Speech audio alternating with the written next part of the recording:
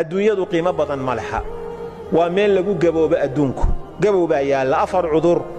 oo aakhira aan oolinba adduunka yaalla cudurka koowaadi waa gabow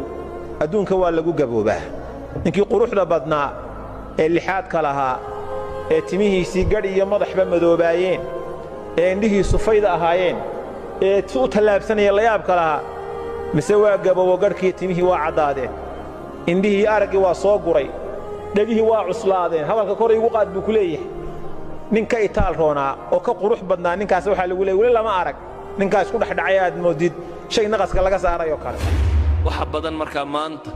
ahdaafta waaweyn intay dadku ilaabaan wax yar yaroo sakayna ku mashquulaan waxaa laga yaabaa inta saacadood aad ku bixiso iskuulka yaad saaqidin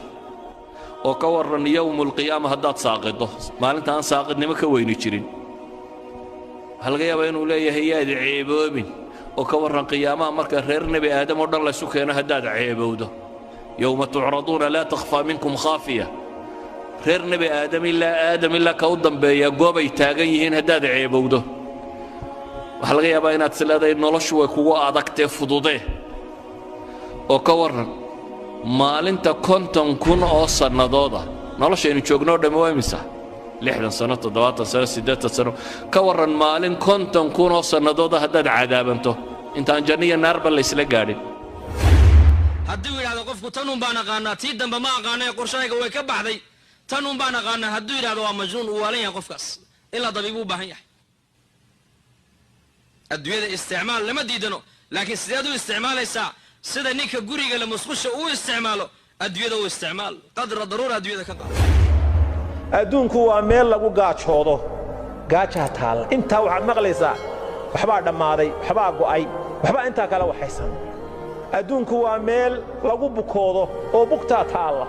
waxaa dhakhaatiirtu dabaqya dhisatay jaamacado looga soo baxay kaadha loo goosanaya farmasiya loo furtay weydinka arkay bugtaa taalla adduunka geeri baa taalla noloshu inaanay rasmi ahayn garo geeri iyo gabow iyo gaajo iyo bugta meeshan taalla yacni hadafka weyne hadduu lumo noloshan soka qiimo ma leh shayaatiinu linsi waljinnina waxay isugu tageen inay hadafkaa weyn qariyaan oo ay kugu mashquuliyaan ahdaaf yaryaroo soke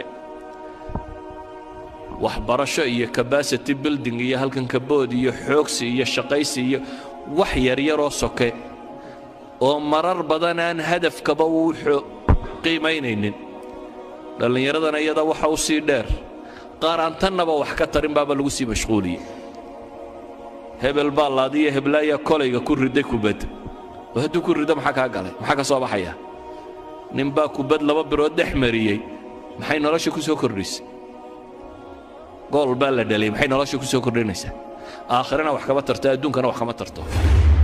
maxaa yeelay adduunyada nolosheedu ma dhammaystirno haddaad shabaab tahay berri waad gaboobi haddaad maanta caafimaad qabto berri waad bukooni haddaad maanta qani tahay berri waad faqiiroobi haddaad maanta murugsan tahay berri waad haddaad maanta faraxsan tahay berri waad murugooni haddaad maanta shabaab tahayna berri waad gaboobi haddaad maanta nooshahayna berri waa dhiman adduunyadu ma dhammaystirmayso لو كان لابن آدم واديا من ذهب أحب أن يكون له واديان إن آدم هدي لسيه تك ذهب والصعدة بو نبي يقولي كل بعض بو جعلان بو يري هدي كل بعض لسينا قصد حاد بو جعلان بو يري إن آدم أفقي سوحك لما بو حيانه قبري مركا لقلي عيدا لقو قرون بو درقاب رسولك يري markuu qofku jannada galo ogeysiis baa la siinaya inna lakum an tasihhu fala tasqamu abadan ahlu janna waxaad leedihiin inaad caafimaad ku noolaataan weligiin xanuunsan maysaan dhakhtar lagama yaqaano lambar la goosto iyo kaadh iyo farmasiye iyo adduunka ugu dambaysa dhakhaatiirta aakhira shaqa kuma laha adduunka waxay goosanayaan goostan laakiin aakhira doctoriga dhakhtar iyo waxa lagama yaqaano jannada dhexdeeda inna lakum an tashibbu fala tahramu abadan waxaad leedihiin dhallinyaranimo inaad ku noolaataan oo idinaan weligiin gaboobin awowgaagii tobnaad iyo adigu isku fil baa tihiin bal cajaa'ibka eeg bal meeshaas eeg awowgaagii tobnaad oo iminka haddii lagu abtirso hebel aad leedahay awowgaagii tobnaad iyo adigu 33 jir baa tihiin isku fil baa tihiin awowgaagii tobnaad meeshan aan lisba soo gaadhaynba inna lakum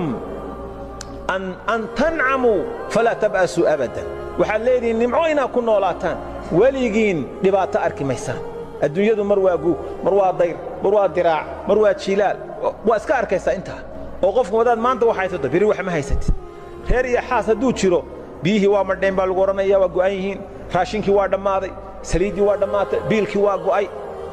maa lahaa min nafaadin risiqa jannada yaalla wax dhammaanayaba maaha way ku aftaqaannaa jannadu markaad istidhaahdo war maanta malaha waxaa kugu wacnaa xoogaa tufaaxa inaad cunto laan durdurinaysaaba kuu imanaysa waa tan waa ku aftaqaannaaba iska hurhudhun weeye wixii kale adeegahana khiyaar baa laguu sameeyey wayatuufu calayhim wildaanun mukhalladuuna idaa ra'aytahum xasibtahum lu'lu'an mansuura wiilasha meeshaad joogo quruxda haddaad aragto luul saa meesha loogu firdhiyey baad mooddaa baa ilaahay leeyahy subxana watacaala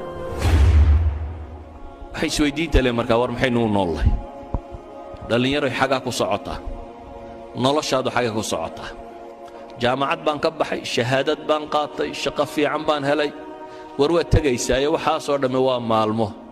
waxaasoo dhammi kam labistum cadada siniin baa lagu weyddiin doonaa labitnaa yowman aw bacda yowm fas'al ilcaadiin baa ku xigta maalin ama maalin badhkeed noloshii oo dhammi waxay kula noqon maalin ama maalin badhkeed aakhiro waa meel aan lagu dhiman geeri ma jirto inna lakum an taxyaw falaa tamuutuu abadan waxaad leedihin inaad noolaataan weligiin ma dhimanaysaan meeshaasaa qofka mu'minka ah ee wax fahmaya halkaasu inuu u shaqaysta la ahlu jannahu buu rasuulku yidhi markay jannada galaan afar shay baa loo bishaaraynayaa waxaa la odhanayaa ahluljannow maanta laga bilaaba waxaad leedihiin nolol aan dhimasho dambe lahayn shabaabnimo aan gabow dambe lahayn nicmad aan dhibaato dambe lahayn caafimaad aan xanuun dambe lahayn baa la odhanayaa kelmadeydu markaa waxay ku kooban tahay nolosha yoolkeedu yuu idinka qaldamin ilaahay waxaan ka baryayaa subxaana wa tacaala inuu ina wada sugo inuu inagu sugo dariiqa xaqa ah inuu inaga badbaadiyo cadaabkiisa inuu inagu sugo jidka jannada loo maro